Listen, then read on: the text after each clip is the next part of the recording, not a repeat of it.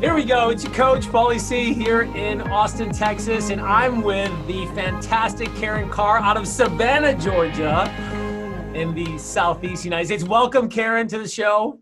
Thank you so much for having me. This is going to be exciting. I'm glad to be here. Actually, I am really excited to talk to you because as realtors, we're focused on building relationships. And today we're going to focus on a real sales talk conversation rooted in YouTube specifically. So give us a quick snapshot of where you're coming from and what you've been through with real estate. And then let's work our way into how you've utilized YouTube and kind of what you're doing with it now. Okay, sounds good. So I got licensed in 2005. I was in Northern California for about almost 10 years. And then we decided that we needed to move cross country. All of our family is on the East Coast. My family lives in Savannah. So after our second child was born, we just said, you know what, there's never a good time to relocate to a new market. Might as well do it now. So in 2013, we moved to Hilton Head, and then, which is like an hour from Savannah. Then my husband got transferred to Atlanta after only a year. And then after 2 years there, we went back to Savannah. So I went to 3 different major market areas in 4 years. Now, you remember how hard it was to get started as the first time you got your license. Now we're doing that over and over and over again. Were you licensed in each area or? Well, I had to get licensed every time I moved to a new state. Yeah. So from California to South Carolina, from South Carolina to Georgia. Thank goodness Atlanta and Savannah are in the same state, so I didn't have to get licensed again. But it's 5 hours away. It's a completely different area. Yeah.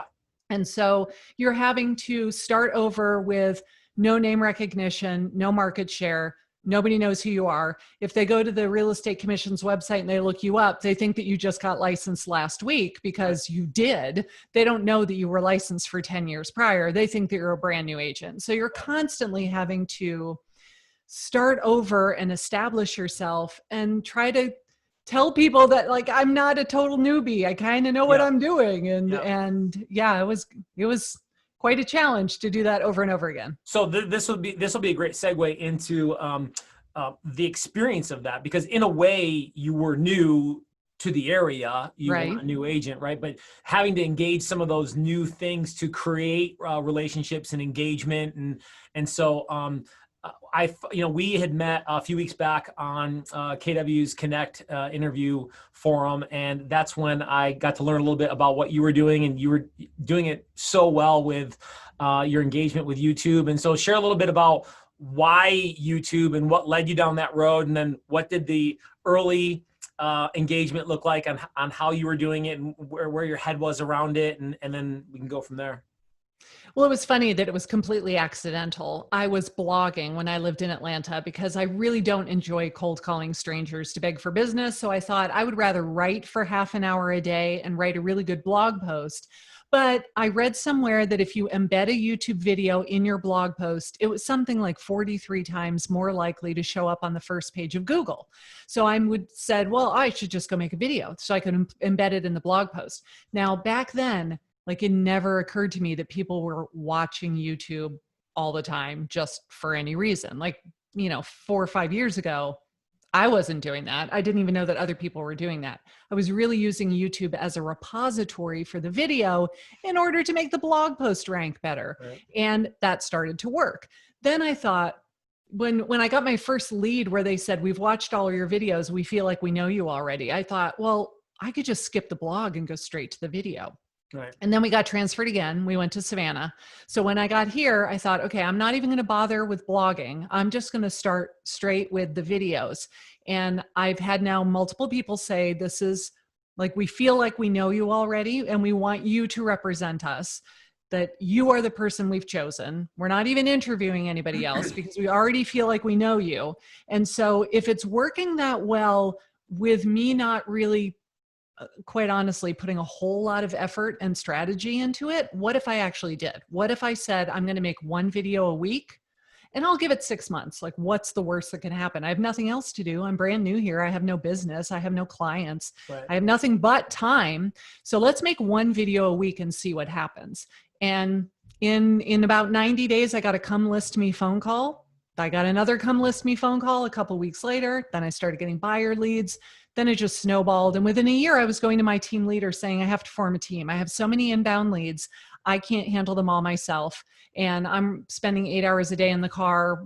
What do I do? How do I form a team? Right. So in 12 months, from brand new in this city that nobody knows me to I'm on fire and I need help. Yeah. Wow. That's amazing. That's fantastic. What were your focuses initially on, content? Like, what did that look like initially? And then how did that evolve? Well, I decided that I wanted to have a specialty because there are a lot of agents here who've lived here their whole lives and they've got tons of market share. So I can't really compete with them when they already know everybody, right? And they go to the golf club and they're friends with all these people. I can't really compete. So who can I attract? I could attract buyers who are relocating to the area who don't already know 150 real estate agents in my market. Right. My husband is retired Air Force and there are 2 active military bases here. So I thought I will go after the military families that just found out that they're being transferred to Savannah. Okay. They get online and they're doing all this research trying to find out what is the area like and how much does it cost and where should I live and what is there to do there and what are the schools like and all the things that they're researching. Mm-hmm. So I started making videos to answer questions that those type of clients would have. And boy, it worked like crazy because the people that are online doing the Google research are the ones that don't necessarily already live here. Now I do get those too. I mean, when I get seller leads, obviously they already live here, but those buyers relocating to the area really, really, really helped my channel just take off very quickly. Wow, that's awesome. And so all of those things that you'd mentioned as far as schools or areas or what to do were all topics or shows for each of the video segments you were doing, right? I mean, you can't really talk about schools. Mm-hmm. So instead, what I said was, if you want to know about good schools, I'm not allowed to tell you, but here's a great website where you can go and you can do your own research. And then if you say, we want to live in a house that's in the South Effingham School District, I can help you do that. Right. So, you kind of had to dance around the subject of schools. But as far as, let's say you're coming to Savannah and you want to live within half an hour of the Army base, where are some areas you could investigate? If you want to live by the beach, you should look on the islands. If you want to have horses, you should look out in the country. If you want to live downtown where you could walk everywhere, you should live in the historic district. And so I'm telling them what the different areas are like so that they can try to decide what type of lifestyle do I envision for myself when I get there, and then start doing a little bit of research, and they'll pretty much tell you where they want to be. Yeah. And so those were broken down into their own little miniature segments, or they were bigger chunked up segments? Some of each. Like some were, 5 great suburbs of Savannah. And then there would be one about Pooler and one about Rincon and one about Richmond Hill and one about Effingham. And, you could make it like a montage, if you will, of various towns. And then you could break them up and do each one individually as well. Yeah, that's great. I love it. And so, now, how long in Savannah? Have you been in Savannah? Just a little over 3 years. It was June of 2017. So Gotcha. Just over 3 years. So sales volume or units, what's business look like for you these days? Whoa. So I'm not really in production anymore. Like, can you believe that? In 3 years, I'm not in production now. All of the leads that come in, I give to my team. Wow. So my buyer's agent, Nicole, just texted me this morning and said, I got an offer accepted yesterday and I'm writing an offer today. And I have 3 that are already scheduled to close in August. And that's just one agent. So my last year when I was selling myself, well, let's see, my first full year in Savannah, I think I did 26 deals. The second year, it was like 35 myself plus the ones that my team did. And so, yeah, it's growing by leaps and bounds. And, we're not doing 400 deals a month or anything crazy like that, but we do no prospecting. Like this is literally the only thing that we do. We make videos, we put them on the internet, and then people call us. Our advertising costs are non-existent. Yeah, I think that's significant when people are considering, well, how do I generate business? Because at the end of the day, when I'm coaching, I'm talking about, look, everybody knows real estate's about relationships. And I think when we were sitting on our last interview with KW Connect, we were talking about how there's a dialogue going on. There's a conversation going on. It's one way, right? But I'm able to create a conversation, and then hence people are able to get to know me, to understand me, to begin to like me, to begin to trust me, so that hence I can get to a point of consideration for service. Mm-hmm. Right. And you know what? That's a really good point that you bring up, because a lot of people are afraid to get on video because they think like, oh, what if people don't like me? That is okay. It is just as important for you to repel the people that you would not enjoy working with as it is to attract the people that you would enjoy working with. Mm-hmm. So if you get on camera and you're wearing a business suit and you're acting all, I'm super fancy and look at me, I'm such a top producer and I'm so great. And then you meet them in real life and you're wearing a sundress and flip-flops, they're going to feel misled. They're going to be like, oh, you're not who I thought you were. You're not the same on camera as you are in real life. So you have to be yourself on camera. And if they don't like you, that's fine. They're not going to call you, but they're not going to call you to say, you know what, I almost called you, but I really don't like you, so I'm not going to call you. Like they don't do that. They just don't call you. So there's really no rejection, because the only phone calls you're going to get are from the people that did like you, and they will tell you that they like you. Yeah. I love that you don't take yourself too seriously. I love that you have a sense of humor. Whatever it is that they liked about your personality on camera, they tell you that that's why they called you. And so it's awesome, because every client that you get along like gangbusters, and you become friends. And then after the deal's over, you're hanging out and having dinner at their house. I mean, I can't tell you how many of my friends are past clients, because you automatically connect with the people that are like you, right? Like attracts like. Yeah. So if you're drawn to somebody on camera, it's probably because they have a fairly similar personality as you. And then you're going to get along really well in real life. Yeah. I think that's important, because we don't want to be all things to all people. And what's exciting now, I just thought about, man, I'm really excited about what your repeat and referral business is going to look like in the next couple of years.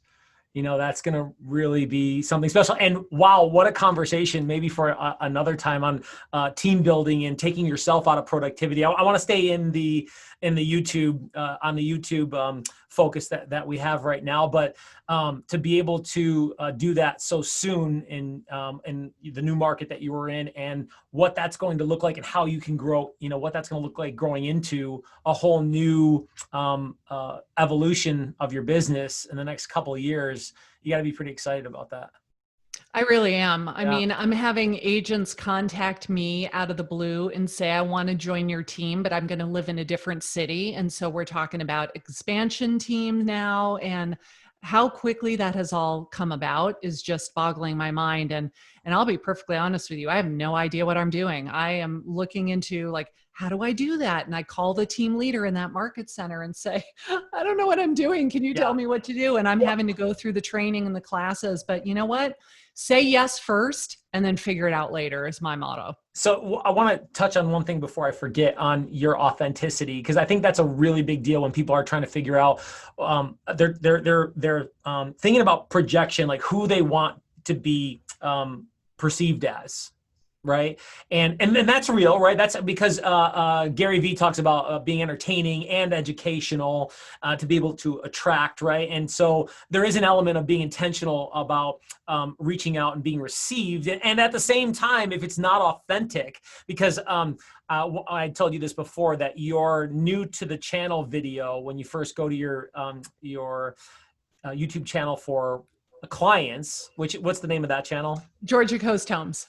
Georgia Coast Homes. You got a hilarious video on who you're not. There's a little parody there around being fancy and look at me, and because there's never any ego in this industry, like it's super hilarious. And then you're attracting the people who are along the same lines and on the same channel of, hey, stop taking yourself so seriously. Right. And she, they don't, there's probably no presumption that you do know everything, but that you're approachable and that you're human, and that a conversation can be started, and then hence what you want, which is a relationship, can begin. Right. I think we put so much pressure on ourselves to have all of the answers and know everything. And in the 15 years that I've been a realtor, I have never once had a client say, "Oh, you don't know the answer to my question? Well, like, I'm done. Can we sever our relationship and I need to go hire somebody else who does have all the answers?" That doesn't happen. So why do we feel like we need to have all the answers? Yeah. I mean, you learn something new every day, right? And so if they ask you a question and you just don't know, there's no harm in saying, "That's a really good question. I don't know. I'm going to go check with my broker and I'll get back to you. I'll have an answer for you by tomorrow." And they say, "Okay, great." Nobody, nobody sees that as a negative. They just want to get their question answered. And so I don't know. We think that we need to come across on camera as super polished and having all of the stuff together. And you know what? Who are the people that you enjoy watching the most on TV? It's probably not the people that have it all together. It's more of the people that are just genuine, and they're trying to talk on the phone with 3 kids hanging on their pants legs going, "Mommy, mommy, mommy," and you can relate to them because that's what's going on at your house too. I just think that we need to be a little more, the word authentic gets thrown around a lot, but a lot more, I don't know, honest and genuine on camera. You don't need to seem, now that doesn't mean that you should show up wearing a ratty t-shirt and sweatpants with, your hair in a bun and no makeup and you're looking like a hot mess and you're sitting on your unmade bed. You still want to come across as professional, but you can be yourself without trying to be somebody that you're not. Yeah, for sure. For sure. So let's switch gears a little bit into tactics or strategies as far as what you do to be intentional about your videos. I mean, we talked a little bit about content, but as far as what you do to help with agents who are trying to figure out strategy around engaging YouTube and being more effective with it, as far as how often you do videos or anything that you do specifically to engage YouTube, to train YouTube how to treat you and to help with more engagement. So tell us. I think that one video a week is kind of the gold standard on YouTube. If you could do more, that would be amazing. But I think it's better to just do one a week than to start out like 2 or 3 a week, and then you get really busy and you can't maintain it anymore and you just fall off the wagon. So I'd rather see you be consistent over the long haul. And if that means one a week, that's fine. One a week is just fine. So that was my commitment to myself, was I'm going to publish a video every Monday morning at 9 a.m. And in 3 years, we have never missed a Monday except for 1 year when there was a hurricane and we had to evacuate. But had I planned ahead, I would have already had my video made and uploaded and just scheduled to go out. So I learned my lesson. You try to batch your content, you get it uploaded ahead of time and schedule it so that you can go on a cruise, or if you get sick, or if the kids get sick, or if you want to take a couple weeks off, you can, because you've already got all of that content created and uploaded and scheduled to go out on the appropriate day. And that allows you to we all have those clients that the transaction goes south. And I just talked to somebody yesterday. She lost like a 1 point something million dollar sale. And she was so heartbroken. And it's like, okay, you are allowed to wallow in self-pity tonight. You get to open a bottle of wine and just be miserable and go to bed early, but then tomorrow's a new day. And so if you don't feel like recording a video today because you're in a really bad mood, that's okay, because you did it ahead of time and you got your stuff taken care of in advance. So that's the scheduling part of it. And that I really just time block. I put it on my calendar that on Thursday mornings at 9 a.m., that's when I record my video.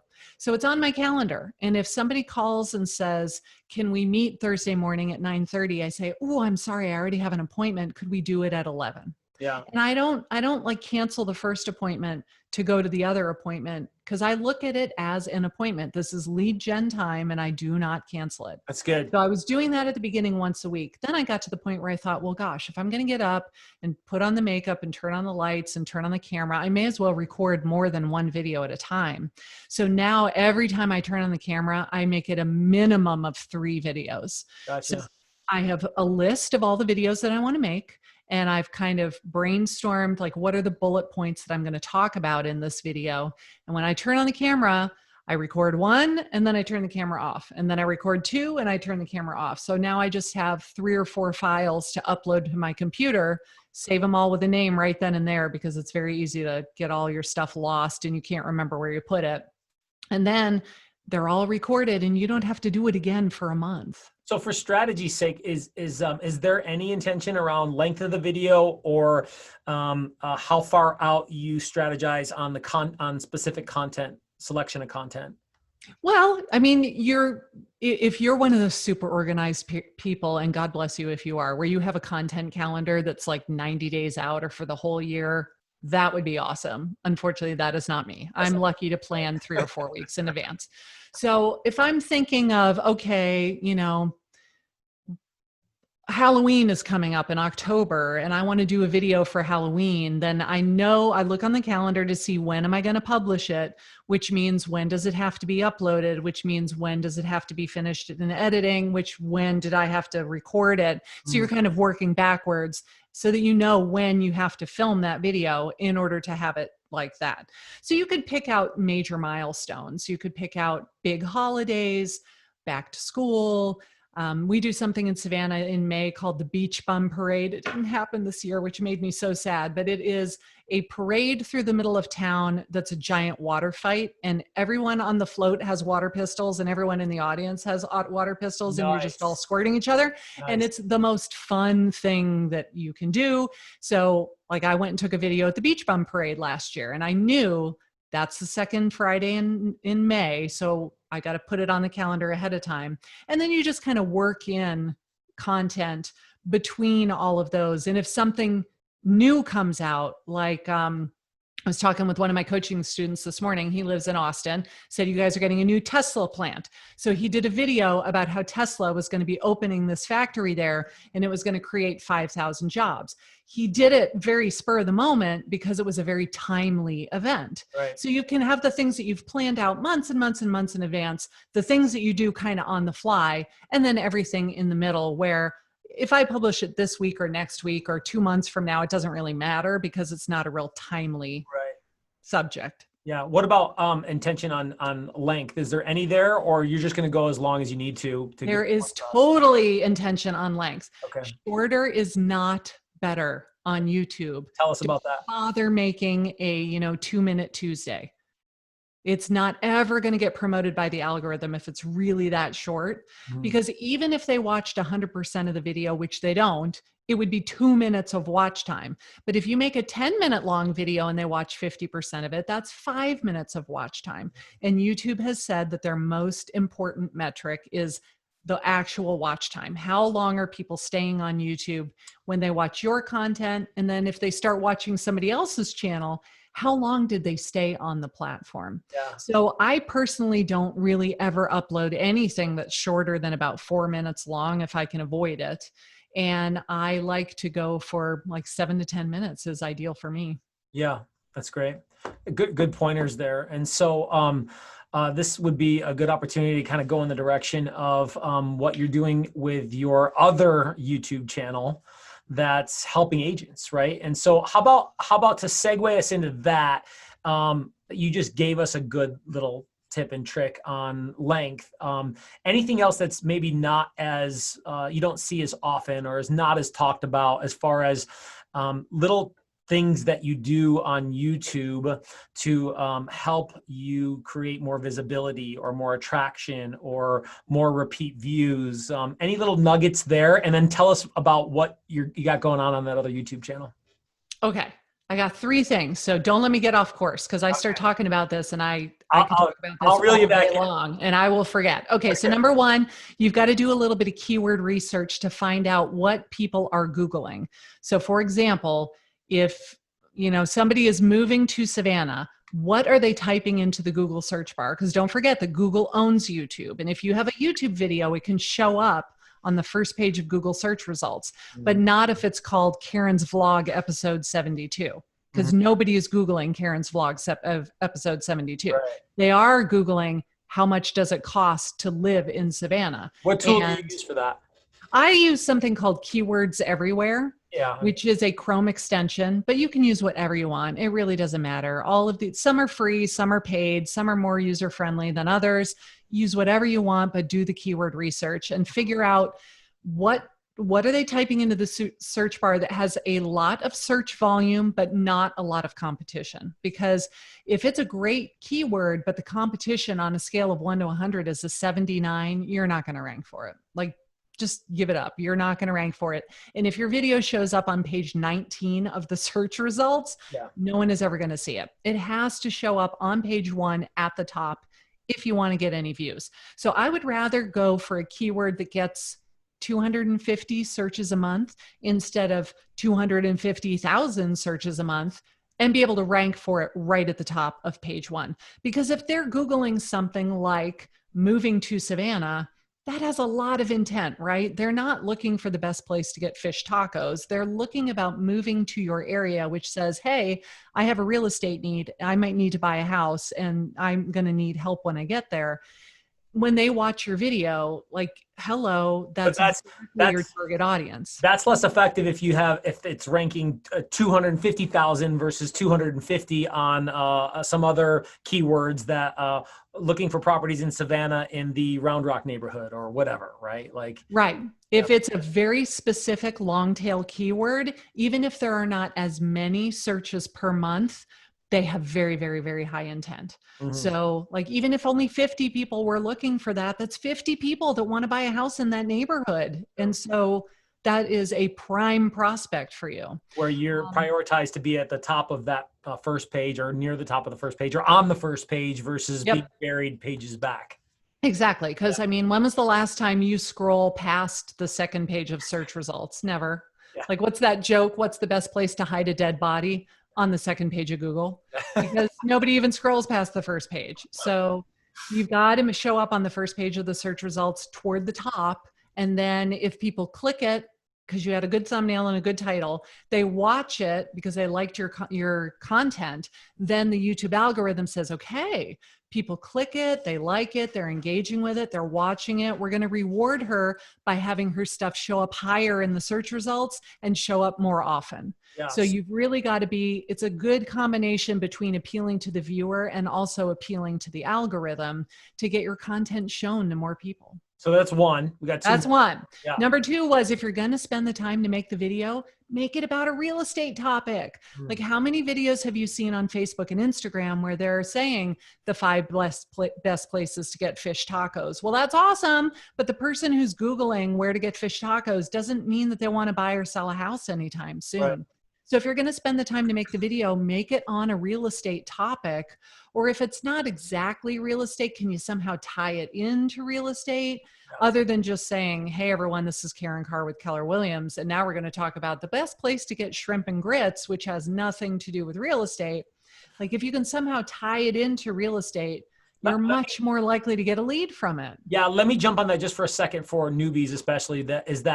That's absolutely the case for YouTube, because I can see people getting confused with, if I did a fish taco video for my sphere within Facebook, to create engagement and to nurture the relationship, and which is totally different than what we're talking about. Totally different platforms. Yeah, completely different. Yep. So if you want that kind of information is social, and it's perfect for social media, but it's not searchable for YouTube.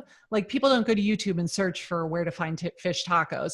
And if they do see the video on YouTube, that's great, but that doesn't mean they're going to hire you for a real estate transaction. So you have to have a different strategy for YouTube than you do for social. So be focused. Number 2, what do you got for number 3? Don't ask for the sale.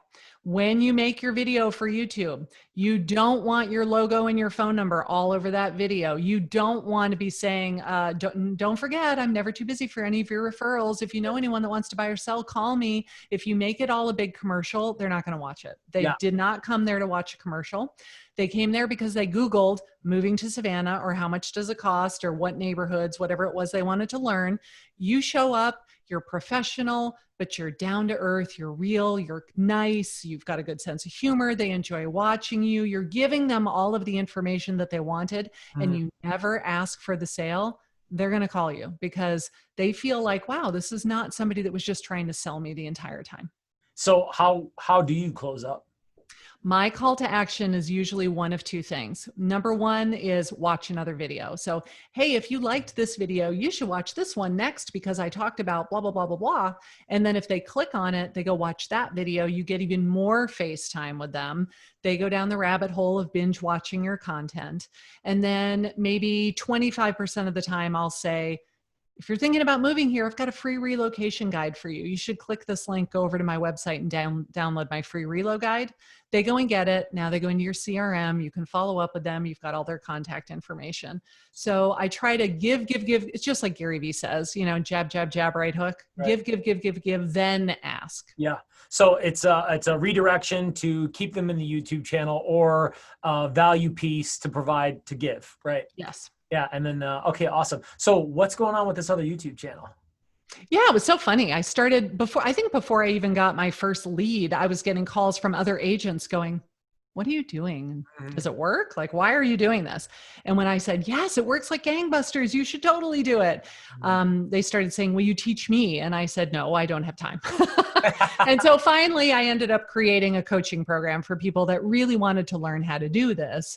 And I started a second YouTube channel making videos for agents. Like, how can you make a video? What do you talk about? What is the equipment? What do you say? What do you not say? How long should it be? How do you make a thumbnail? How do you come up with a title? All that kind of stuff. Yeah. So if you just search my name on YouTube, you'll find both channels, but this one's called YouTube for Agents. YouTube for Agents. I love it. I love the entrepreneurial spirit on growing your team and creating leverage there, using the KW models for that. And I didn't really know until recently on the coaching aspect of it. I love that. And so how would people get in touch with you on being able to connect, or are you even considering, or where are you at with? Oh, totally. Well, I also have this little baby. You pulled out all the guns today. I wrote a book. Yes, it's so the Kindle version is 99 cents. The paperback's like $10. I think the Audible is $5. Hold it up again. Hold it up again so we can YouTube for real estate agents. There it is. Learn how to get free real estate leads and never cold call again. So you could get this book if you wanted to get started right away. I'm also going to be doing a free 5-day challenge in my Facebook group starting on August 17th. The name of the So Facebook if anybody wants to do the 5-day challenge, I can give you the link and you can put it down there. Or I could just give it right now, whatever's easier. Yeah. Well, yeah, send it to me and I'll post it in the notes below. Okay, cool. And what's the name of the YouTube or the Facebook group? Well, they would sign up for it at youtubeforagents.com/August 2020. Okay, there we go. And send that to me also, please. Okay. Yeah, for sure. Wow, exciting. You know what? There is, I really feel like you're on the horizon of like so much more with your business, with what you're doing with YouTube. And I really am excited to see where you take it. And I feel, right, we've actually have met in person, but, and that energy is so real, right, when you meet people, but there is so much energy coming off the screen and in the conversations that I've had with you is that that sincereness and that genuineness that you bring to come from contribution and want to connect with people is at such a high level that that law of reciprocity that is just going to come back to you in so many ways as it's already happening. And so thank you so much for being a guest and for coming to share. My pleasure. That was so nice. Thank you. Yeah, I'm one of those people that when something works, I want to tell everybody.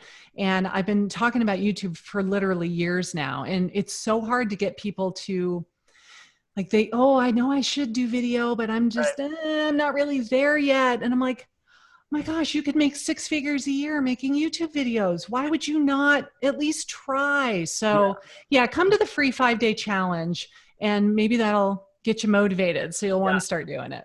That's awesome. And, I'll piggyback that just for a second is that I think you're right. People just get caught up on feeling like they have to be something or become something when, you know what, the funniest or most engaging or most likable, parts of your life, if there was a camera there just recording that when you were just behind closed doors, people are attracted to that. It's why you have the friends that you have. It's why you have the circles of people that are around you and that love you and that like you, is because you can be you with a little bit of focus and intention and strategy, and it can change your life and it can change the people around your life. So awesome stuff. Thank you so Very much. true. Thank you, Pauly.